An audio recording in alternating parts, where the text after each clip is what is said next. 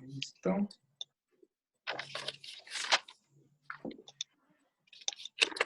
...29 de abril 2020, clase de ecología. Bueno, entonces, este es nuestra carta de navegación. Hicimos la introducción, estamos terminando, perdón que se me fue para la otra. Madre, quítamelo de ahí encima, si no se me pasan los encima del mouse. Eso. No, para el otro, no, para el otro. Eso ahí. Listo. Estamos terminando el segundo capítulo, que es lo que está pasando en nuestra casa, que es, digamos, el planteamiento del problema. Y vamos a ver vamos a terminar esto porque nos quedó un pedacito ahí chiquito para que yo les dije que lo leyéramos, para ver qué opinaban, si se acuerdan lo leyeron o si no, pues yo tengo ahí un par de noticas con respecto al tema y vamos a empezar hoy lo que en la Laudato Si se llama el Evangelio de la Creación. El tercer capítulo aquí en la encíclica es un capítulo que está escrito para personas que son religiosas y no religiosas. Entonces, digamos que no profundiza mucho en el tema teológico de los evangelios de la creación. Y nosotros, como estamos haciendo un estudio un poco más profundo de lo que lo haría, digamos, un lector desprevenido, entonces vamos a dedicarle unas clases a entender digamos, toda la simbología que hay alrededor de los evangelios de la creación. Están desde el capítulo 1 hasta el capítulo 11 del Génesis. Vamos a hacer, digamos, vamos a irlos leyendo y entendiendo cada una de los planteamientos que hace, porque basado en eso sí nos vamos a poner a leer cada uno en su casa el capítulo 3. Bueno, en realidad este es el capítulo 2 de la encíclica. Yo acá los tengo un numerito porque la introducción no tiene número, el 1 fue lo que leímos la vez pasada y el 2 es el Evangelio de la Creación, para que una vez hagamos, digamos, como la base teológica de los Evangelios de la Creación, entonces nos sentemos a leer el capítulo y lo vamos a entender de una manera bien, bien profunda, van a ver. Ok, entonces, para recordar un poquitico en lo que íbamos. Entonces, ahora sí nos vamos para voy a compartirles acá. Bueno, estábamos viendo el último, el numeral 60 de la Laudato Si. Para los que lo tengan ahí a mano, es el numeral 60, dice la diversidad de opiniones. ¿Alguien pudo leerlo y tiene algo que Sí. Listo, por favor. Ahí habla de que unos piensan que lo que vale es el progreso, como siempre lo hemos visto, hay posiciones diferentes y dicen que los problemas ecológicos se resolverían luego. Pero también está la opinión opuesta que dice que lo primero es el medio ambiente y que se le puede pedir al ser humano y se le pide al ser humano no hacerle daño. Algo que me llamó la atención en esa parte dice es que la iglesia no propone una palabra definitiva y entiende que debe escuchar y promover el debate honesto entre los científicos, respetando la diversidad de opiniones. Lo que sabemos es que nuestra casa común está en riesgo y que la humanidad ha defraudado las expectativas divinas. Ok, sí. Pues digamos que muy bien resumido la primera parte, dice pues que hay dos extremos, ¿no? El extremo donde se defiende el progreso a toda costa, ¿no es cierto? Y ahí se propone pura ética en las soluciones, ¿no? Es decir, ay, no matemos los animalitos, entonces cuidemos el agüita y digamos que ese es como el primer extremo. Y el otro extremo, digamos, es el que dice, oiga, no, el hombre es tan malo que acabemos con el hombre, ¿no es cierto? No, lo único que podemos hacer en este mundo es que ojalá todos nos muriéramos para que los animalitos y la naturaleza pudieran vivir. Esos son, digamos, los dos extremos que hay hoy en día filosóficos y es importante que digamos, los aprendamos a distinguir. Siempre que oigamos a alguien hablar de este problema, saber de qué lado está.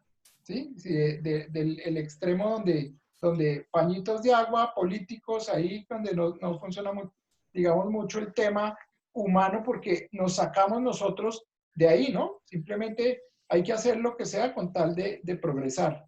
Y el otro extremo es, no importa digamos, no importa el hombre y entonces allá estamos llegando hasta el punto, hay algunos, digamos, algunos movimientos o algunas partes de los movimientos radicales, por ejemplo, Greenpeace tiene alguna parte de su filosofía en que el hombre no debería existir, entonces pues tampoco, ¿no? Tenemos que estar en la mitad. Lo que dice Esperancita y que llama harto la atención es que dice, oye, ¿por qué la iglesia no está involucrada en este tema? Claro, está involucrada, ¿sí? Pero está involucrada para iluminar, ¿sí? No está involucrada para plantear Decidir y como tal armar. una solución, Ujú. porque es que la solución de esto es una solución integral, como lo vamos a ir viendo a medida lo que vamos a ir estudiando. Y a mí me llamó la atención un tema que subraya acá, que dice que el actual sistema mundial, esto lo dijo el Papa Francisco, es insostenible desde diversos puntos de vista, porque hemos dejado de pensar en los fines de la acción humana. Si la mirada recorre las regiones de nuestro planeta, enseguida nos damos cuenta de que la humanidad ha defraudado las expectativas divinas. O sea, fíjense, el Papa Francisco es bien profético en el asunto y dice que el sistema mundial como está hoy en día es insostenible. O sea, estamos en un sistema completamente inviable. Y, y yo creo que con todo esto que está pasando estamos presenciando la caída de ese sistema. Estamos en una crisis donde estamos cambiando, estamos en un punto de quiebre donde vamos a empezar a buscar nuevas soluciones y nuevas formas de vivir. Y qué mejor que sean iluminadas por el Creador y la creación. Bueno, no sé si alguien más quiera aportar algo con respecto a esto de esta como conclusión del capítulo 1. Andresito, ¿me escuchan? ¿Sí? ¿Te escuchamos? Es que ahí hay un punto que es el que a mí me parece que también falta y es que en el cierre, pues digamos, primero entiende uno que hasta en eso los temas están polarizados, ¿no? De Sí, verdad es muy difícil poner a la gente en puntos medios. Pero ahí lo que yo también creo es que falta que no solo es el diálogo con los científicos, yo lo decía la vez pasada, hay muchos saberes no científicos que lo tienen las comunidades en las regiones. Y creo que ahí está buena parte de la solución también. Nosotros lo vivimos como universidad. Entonces, yo creo que la iglesia sí, bueno, independiente de que ahí dice que no da una palabra, porque entiende que tenemos que hacer todo, digamos, es un ejercicio colectivo, no puede dar una sola posición. Lo que sí me parece es que hacen falta más actores, como enunciar allí que todos tienen responsabilidad en el ejercicio. Entonces, sí, me parece que queda faltando, aunque sé que después en la Laudato hay unas propuestas muy claras para cada sector, como el diálogo es no solo entre los científicos, sino tienen las preguntas filosóficas, las preguntas teológicas, las preguntas políticas, las preguntas, entonces sí creo que faltan muchos actores allí para encontrar la solución en esos puntos medios y sí creo que es fundamental que la iglesia sea quien promueva el diálogo porque de hecho lo generó al sacar esta encíclica, ¿no? Entonces, sí me parece como que falta esa parte. claro. Sí, yo también estoy de acuerdo, estoy de acuerdo. Digamos que el primer capítulo pone al final una relación entre la fe y la religión, ¿no es cierto? Pero pues estoy de acuerdo que no solamente, perdón, entre la ciencia y la religión, pero estoy de acuerdo en que ahí tiene que haber una solución completamente integral donde participen todos los estamentos, ¿no? No solamente la iglesia propone e ilumina, pero pues la política, las ciencias, las comunidades indígenas, yo diría que hasta los mismos animalitos de la creación tienen que aportar en esto. ¿no es cierto? Bueno, ¿alguien más tiene algún otro aporte que nos ilumine alrededor de esto? Listo, entonces vamos a dar, entonces como por cerrado ya el capítulo primero, entonces vamos a arrancar ya con la parte del Evangelio de la Creación, ¿no es cierto? Entonces, como les decía yo ahorita, pues vamos a estudiar los Evangelios de la Creación. Esto tiene que ver con nuestra Biblia, con los capítulos del 1 al 11 del Génesis. Pero para poder, digamos, meternos un poquitico a leer el Antiguo Testamento, tenemos que saber un poquitico de cómo se formó, digamos, esa literatura bíblica, de dónde viene, quién la escribió, quiénes son los autores del Antiguo Testamento y, digamos, que en qué contexto se escribió. Unas nociones básicas, porque no vamos a profundizar desde el punto de vista histórico, pues ir bien al fondo, pero sí, digamos, los núcleos importantes para poder entender el tema.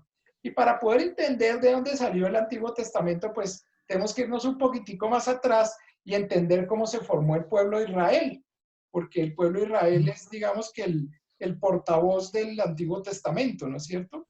Entonces tenemos que entender un poquitico de dónde vino ese pueblo donde se manifestó un Dios, ¿sí? Y donde se manifestó un Dios desde hace tanto tiempo hasta llegar a nacer el Hijo de Dios dentro del pueblo de Israel, ¿no es cierto?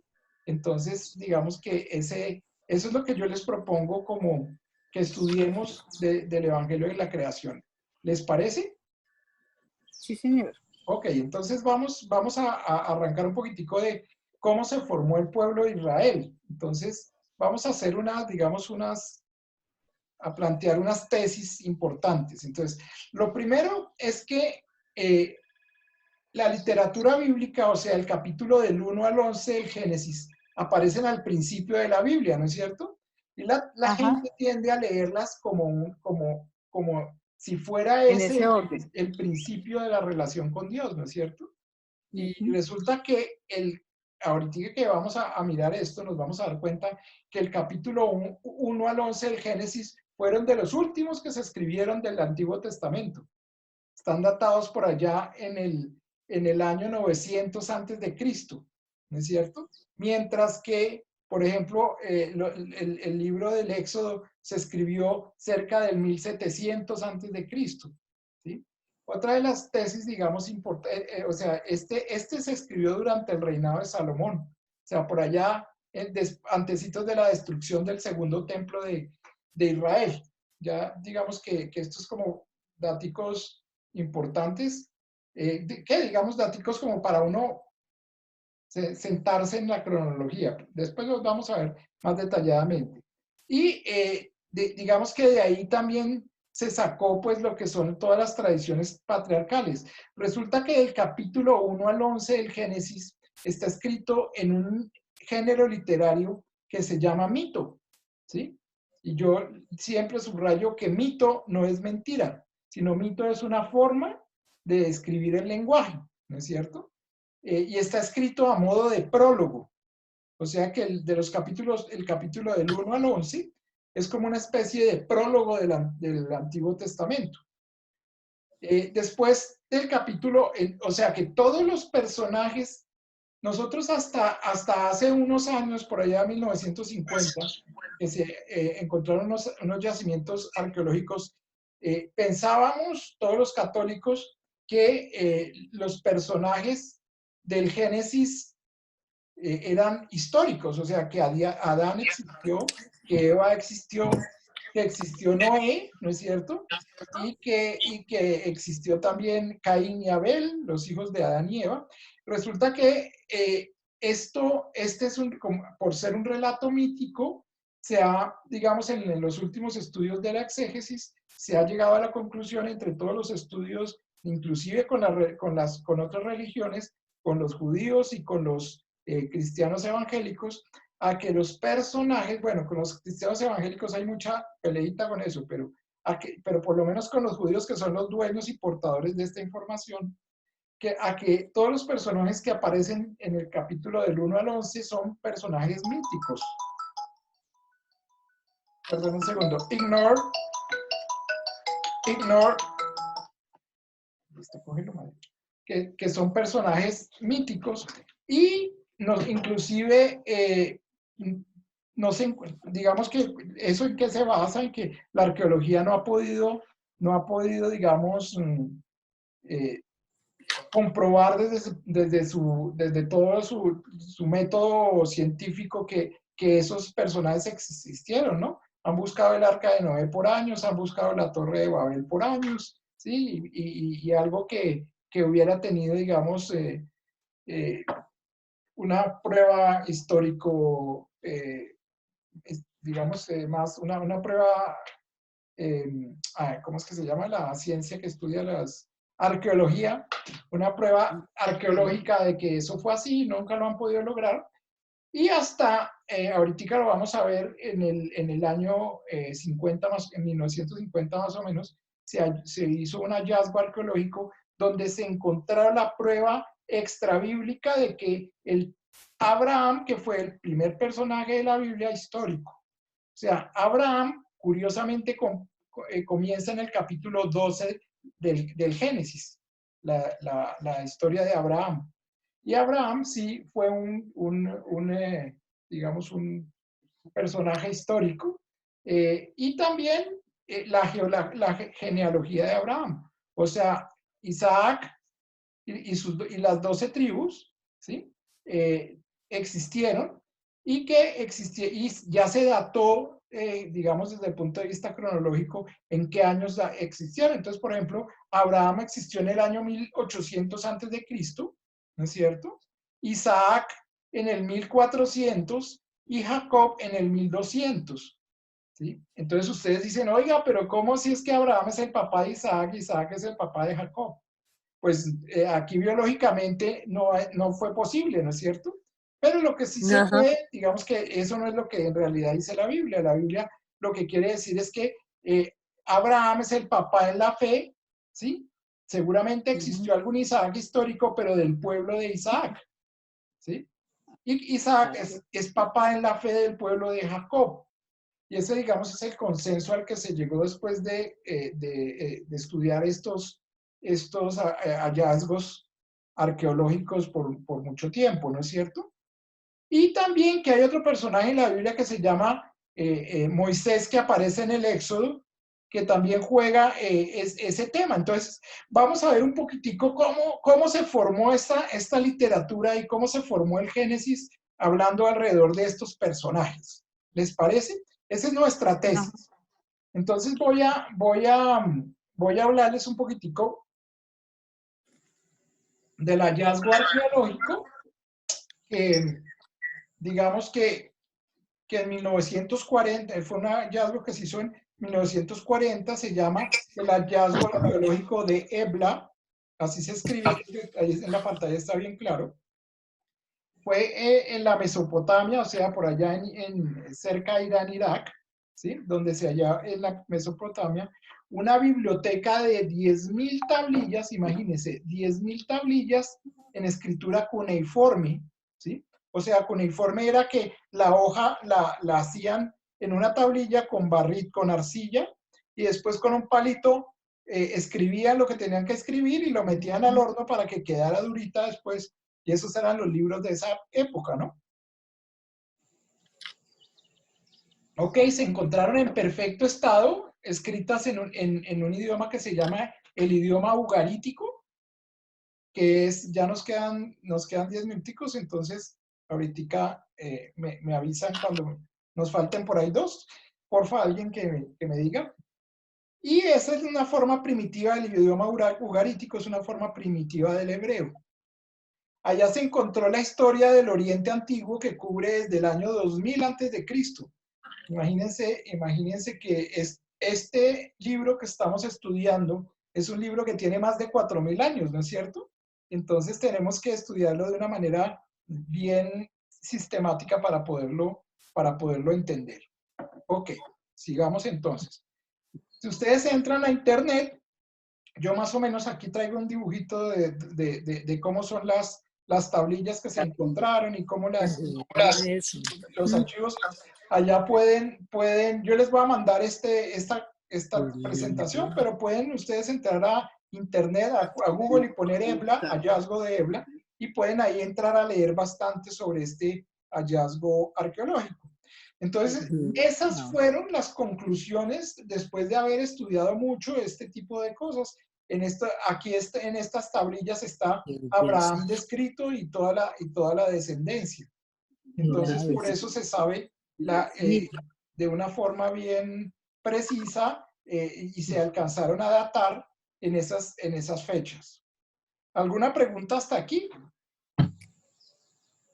No, no, señor. Ok, entonces, para hacer como un resumencito, entonces aquí apareció dentro de esas tablillas de EBLA, aparecieron también otros documentos muy famosos históricos, ¿no? O pedazos o fragmentos de esos documentos. El Código de Derecho Civil, ¿sí? Y penal, llamado el Código de Hammurabi, que fue escrito en el 1700 antes de Cristo. Entonces, en ese mismo hallazgo de EBLA, digamos que se encontraron como los originales de ese código, del Código de Hammurabi. Y aparecen también los patriarcas bíblicos, o sea, Abraham, Isaac y Jacob. Y bueno, yo se los puse aquí en esta gráfica para que ustedes entendieran que Abraham apareció más o menos en el 800 antes de Cristo, ¿sí? Isaac en el 1450, Jacob en el 1200, y acá les puse que el Génesis del 1 al 4 se escribió cerca del 930 antes de Cristo, o sea, más o menos unos 1000 años antes de Cristo. Y miren que la historia de Abraham, que es el libro del Éxodo, se escribió en el 1800. Entonces aquí se prueba desde el punto de vista, digamos, del análisis textual y de la arqueología, que el Génesis, ¿sí?, fue escrito en el año de 930 antes de Cristo, casi 1000 años después del Éxodo, que fue la época de Abraham. ¿Ok? ¿Alguien tiene alguna pregunta hasta ahí? Creo que ha sido claro, ¿no es cierto? Claro, sí, señor. Ok, entonces vamos a ver cómo se formó el pueblo de Israel. Israel, digamos que es un pueblo que se formó. Vamos a repasar un poquitico de geografía. Ahí me ven el puntero del mouse, ¿no es cierto? ¿Lo ven ahí en la pantalla? Sí. Listo, aquí está Bagdad, ¿sí? Aquí está Irak. Y por acá está Arabia y Egipto, ¿no es cierto? Acá está la península arábica, ¿sí? Por acá está el monte de Sinaí, y Israel o la tierra prometida está por acá, ¿no es cierto? Entonces, vamos a ver de dónde era originario Abraham. Abraham era originario de la parte oriental, ¿sí? O sea, era originario de esta zona geográfica, ¿sí? Él salió de una ciudad muy antigua que se llamaba Siquem, que está en la Biblia, ¿no? Se escribe Siquem, con P.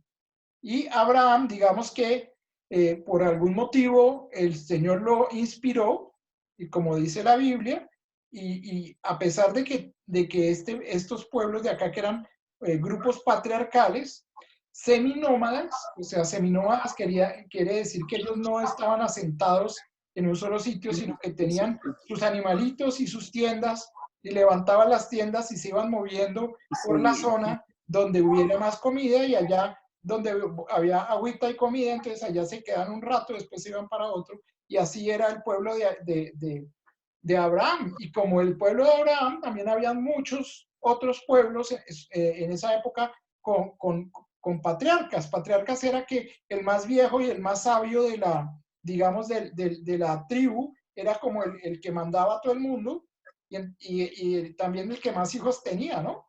Entonces, por eso para el judío y para la Biblia del Antiguo Testamento era tan importante que la descendencia, y que la esposa no fuera como la esposa de Abraham, que resultó infértil y no le pudo dar hijos hasta que le dio a a Isaac, Isaac. ¿cierto? Bueno, Ujú. ok, no voy a profundizar mucho en el tiempo, pero yo quiero que ustedes entiendan que Abraham es de esta zona, que Abraham recibió esa iluminación del Espíritu Santo, donde dijo, oiga, a pesar de que todos los otros patriarcas de la zona eran politeístas, ¿sí? Además de ser politeístas, sacrificaban humanos y animales, ¿sí?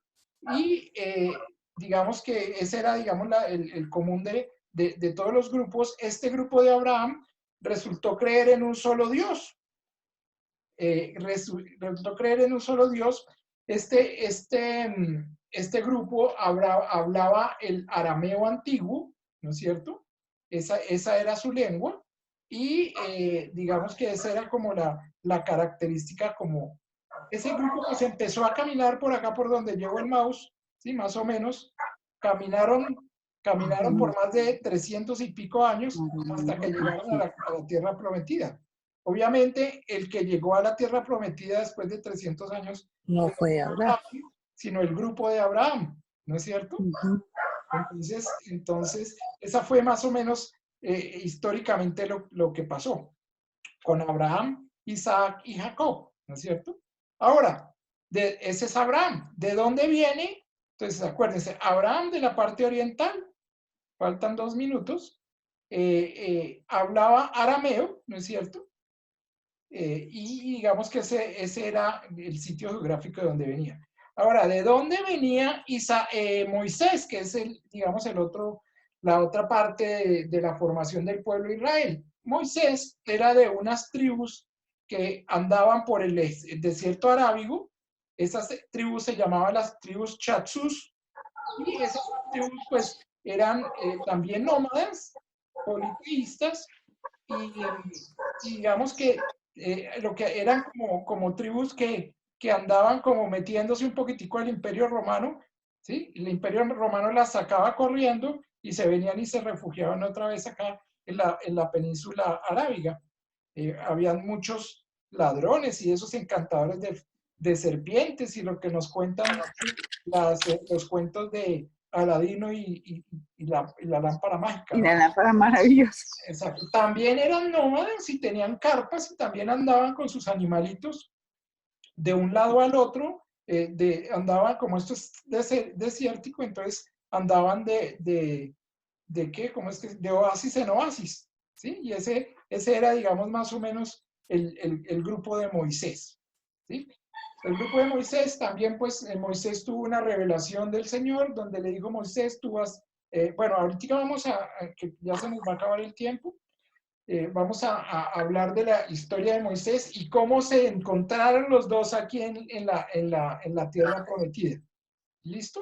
¿Alguien tiene alguna pregunta hasta ahí?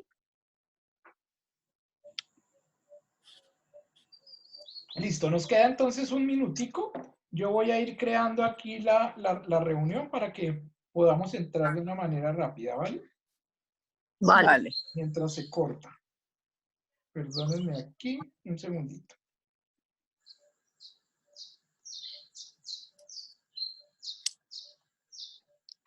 Está muy bonito el cantico de los pajaritos por allá. Me siento en clase de colegio, ahora sí. Ah, bueno. Es que es para hacer el ambiente propicio. Sí, sí, sí.